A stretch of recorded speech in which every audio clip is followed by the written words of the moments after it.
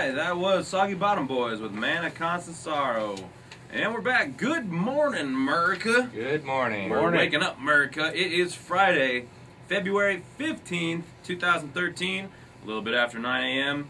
We are joined here at the KCNT CCC Hastings studios this morning with myself, Bob Robb. Also got Nick Robinson and Clint Bede in the studio. A couple of my buddies from around town. Got the head on the shoulders, and I like talking to them. We love talking to you. How you guys doing today? Not too bad. Been a good week? It's been good. All right, Yeah? week. It's good. It's good now. Yeah. It's Friday. And We're good now. the day after Valentine's, all your plans worked out perfectly yesterday?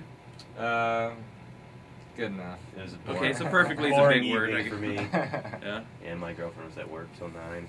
Yeah, but then you had some one-on-one time, Got some right? good That's one-on-one cool. time. So What'd you guys do? Just hang out, watch a movie or something? Have some dinner? We just cuddled. Cool. Just nice. Aww. Nice. Aw. And I gave her presents. Nice. So she gave me. Yep, She gave me mine this morning. Yep, I'm broke for a while, so. Suckers! I know. I'm just kidding. Alright, I got some stories for you from around the state and regarding the state, I suppose. The first one, anyway. Immediately after blocking Chuck Hagel's nomination to be Secretary of Defense, top Republicans took to the Senate floor to claim that, no, they were not filibustering. They just need more time. A filibuster occurs when a minority of the Senate declines to vote to invoke what's called cloture, which sets a deadline to complete debate on a nomination or a bill and forces an up or down vote. It takes 60 votes in the 100-member Senate to obtain cloture. But to Democrats, Thursday's vote to deny cloture on Hagel's nomination was a historic, first-ever successful filibuster of a cabinet nominee, and the first time the party in the Senate's minority ever had even tried the move against a defense secretary nominee. And this whole Chuck the Hagel thing is really kind of crazy because he's a former Republican senator for the state of Nebraska, and all of the Democrats are behind him getting this appointment, and all of the Republicans are against him. Let me ask you guys this question: do you think he's still a Republican? I don't know. Just your opinion. I know he endorsed Bob Kerrey. Yeah. And that kind of red flags He's me. a poser.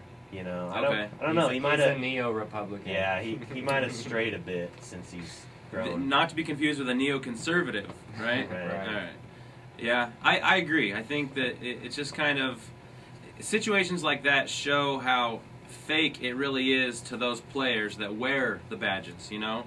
I think a lot of the civilians really buy into the red team, blue team philosophy. Oh, yeah. Almost anyone you ask. But I don't think that the politicians that they're supporting have really subscribed to it quite the same way. They know that it's all just a smoke and mirror show, you know? And another story out of Nebraska, lawmakers are showing interest in a bill that would keep surveillance drones out of police hands. The legislature's Judiciary Committee heard testimony Thursday in favor of the measure, which would ban law enforcement agencies from using the technology. Senator Paul Schumacher of Columbus says the bill attempts to get ahead of aerial spyware that has become smaller, cheaper, and more sophisticated. He says he expects manufacturers will start aggressively marketing the drones to law enforcement agencies. Schumacher says lawmakers may want to consider exceptions for legitimate uses, such as search and rescue missions. Some lawmakers noted that stalkers or peeping toms could use drones as well. What's your guys' take on the drones situation?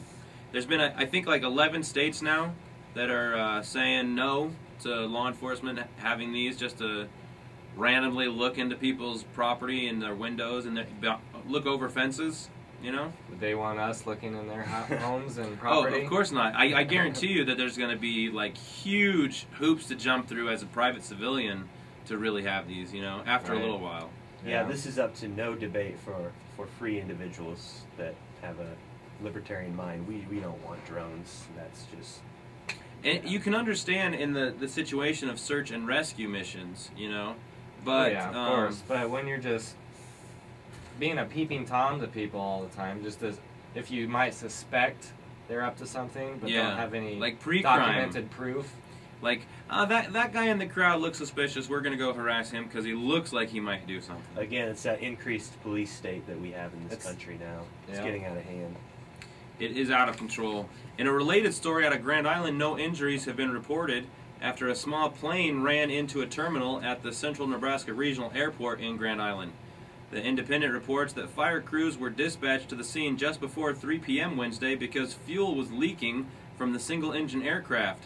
Airport Executive Director Mike Olson says the pilot had started the engine and was preparing to taxi onto a runway when he lost power to the brakes and nose wheel control. The plane rolled into the front of the Duggan terminal, breaking the window and denting the plane's nose. Records say the plane had landed in Grand Island on its way from Chicago to the Rocky Mountain Metropolitan Airport near Broomfield, Colorado. And I think that right there is a perfect example, like I was talking about earlier. This plane had an operator sitting in it, controlling it. Not just remote control from some trailer tens of thousands of miles away. This guy was sitting in it at the controls, and it still malfunctioned. And thank God no one was hurt. Yeah. But imagine these drones. Right. How can you trust these if you can't? Lose control. They're going to be damaging property inevitably, like power failure, dropping, and they could hit a car on the street while they're supposedly monitoring traffic for updates.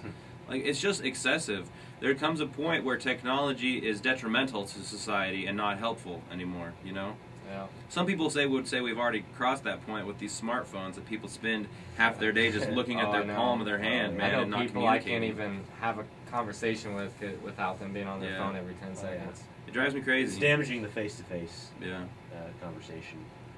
I'm almost at the point where I don't even try to talk to them anymore. Almost. But they're family, so what are you going to do? And one last story out of Grand Island I thought was pretty fishy. City workers have been scooping up the rotting, stinking carcasses of dead fish that have been washing ashore at oxygen-depleted Sucks Lake in Grand Island. City Parks and Recreation Director Todd McCoy told the GI Independent that it will be a mess for a little bit. McCoy says ice and snow prevented much new oxygen from entering the water. Nebraska Game and Parks Commission fisheries specialist Brad Newcomb blames the low oxygen levels on waterfowl waste that has raised nitrogen levels and algae in the lake. Newcomb says the commission is unlikely to continue stocking fish at the lake until the city reduces the number of waterfowl there. And I know that was a pretty cheesy joke, something a little fishy, but... Smelling fishy around here. Yeah, I'm just glad that I don't live near Sucks Lake right now, because that would be horrible, rotting fish smell mixed with the waterfowl waste. I mean, ugh. Man, it's like almost as bad as living next to a feedlot.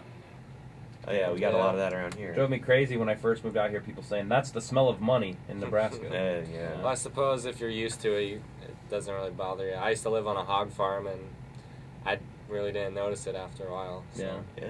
I could see if you're living that close to it, but when you're just in a town that sometimes gets a whiff over... Yeah. It always hits you. Yeah.